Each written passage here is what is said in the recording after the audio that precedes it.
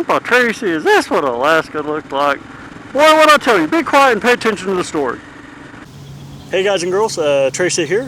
Got the KLR behind me, it's ready to go. Still needs tires and an oil change, but other than that, we're ready. We are 20 days out from leaving Omaha for Prudhoe Bay.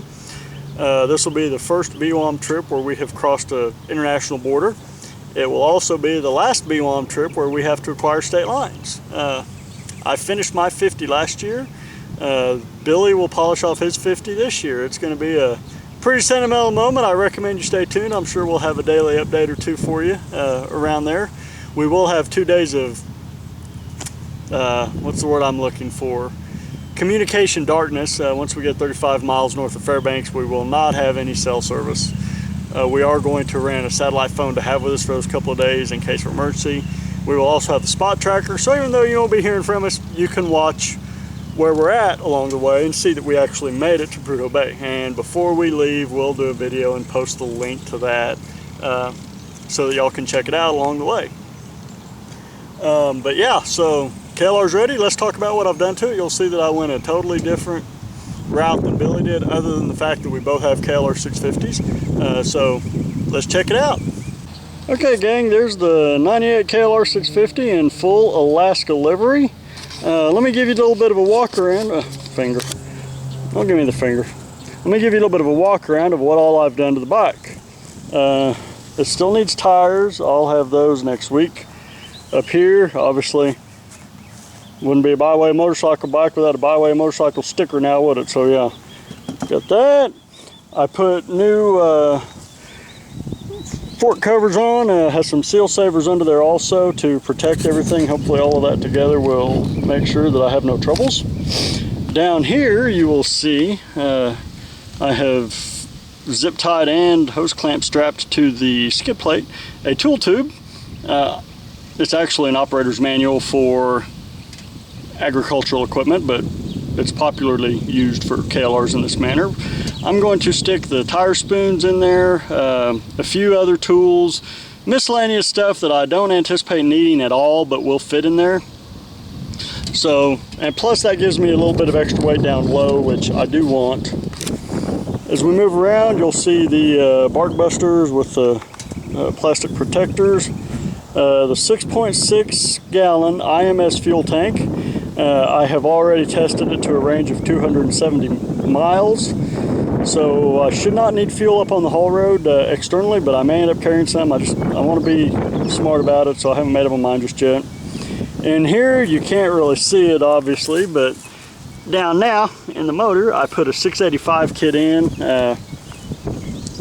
These things are notorious for burning oil. This one did, and I didn't want it to burn and leak oil at all on the haul road or anywhere on the trip, since we're doing 9,000 miles.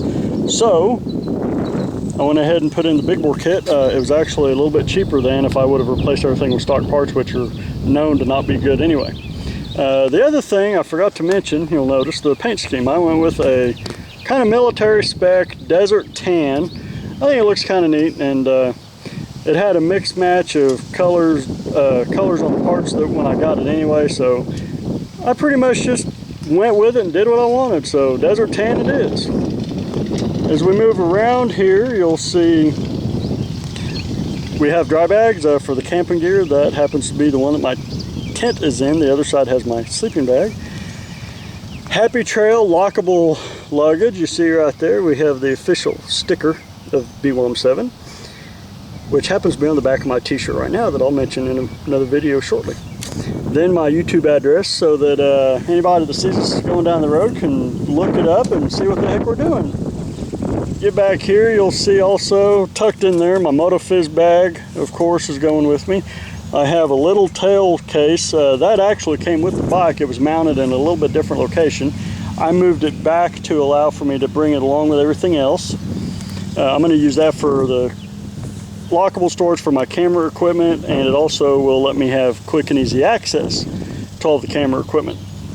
Down here, you'll notice I couldn't get my BWOM license plate in time, so I had to improvise. So right there, we got BWOM. I gutted a couple of stickers and made that. Additional to that, you'll notice that I have placed reflective tape on the back of both Happy Trails, just to increase visibility. Hope, you know, make sure people see us, because that's of utmost importance when you're on a motorcycle. Over here we have the other dry bag. You can see my tripod sitting in there. Tripod may or may not go. I hadn't made up my mind yet. Probably going to mount the spot tracker right here. This is actually a perfect place for it, so I think that's where it's going to go, because it needs line of sight to the sky, and that'll be nice and out of the way as well. Over here you can see, obviously I have my GPS mount. The cockpit, bike has 35,953 miles on it right now. I know some of you are going to say, but Tracy, that's a lot of miles for a motorcycle. And yeah, maybe, except for the fact that my Hayabusa has 70. The BMW has 30 plus, whatever. I don't worry about mileage like a lot of people do.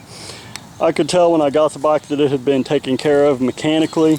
The guy rode it, he rode it hard, but mechanically it was in great shape. That was why I went ahead and took it. However, when I did bring it home,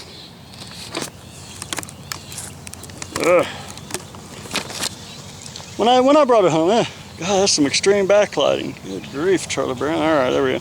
When I brought it home, one of the things that I intended on doing, I planned on taking the bike totally apart, going through it, every single system, completely.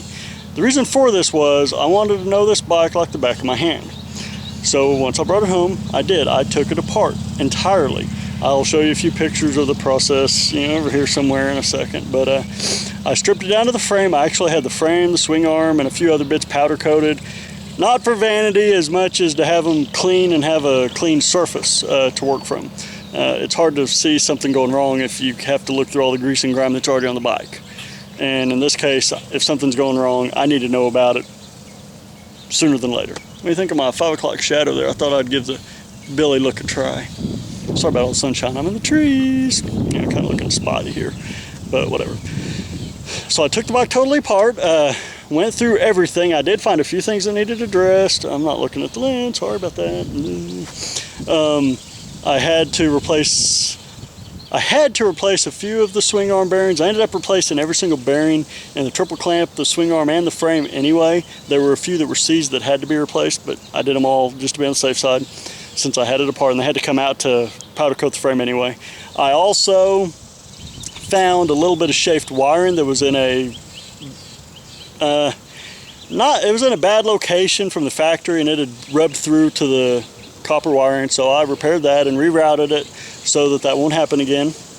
Other than that, I heard a call coming.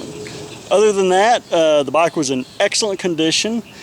Nothing else needed maintenance of any kind. One thing that I did do when I put it back together, because this is a single 650cc motorcycle, single cylinder, and we're going to Alaska. Because we're going to Alaska, I'm going to be logging 9,200 to 9,500 miles total by the time I get home. That's an awful lot of highway miles on this bike, and it's going to be an awful lot of high revving on this bike. So I didn't want the thing vibrating apart or coming apart on me, coming loose, whatever. I went through about 3 tubes, count them, I could buy stock now in the company. I went through 3 tubes of Loctite, putting the thing together to make sure that I don't have any trouble. And if anything comes off of this bike between here and Alaska and home, then I don't know how it's coming off, because I Loctited every single nut and bolt that went on this bike. I should not have any trouble. So, in closing,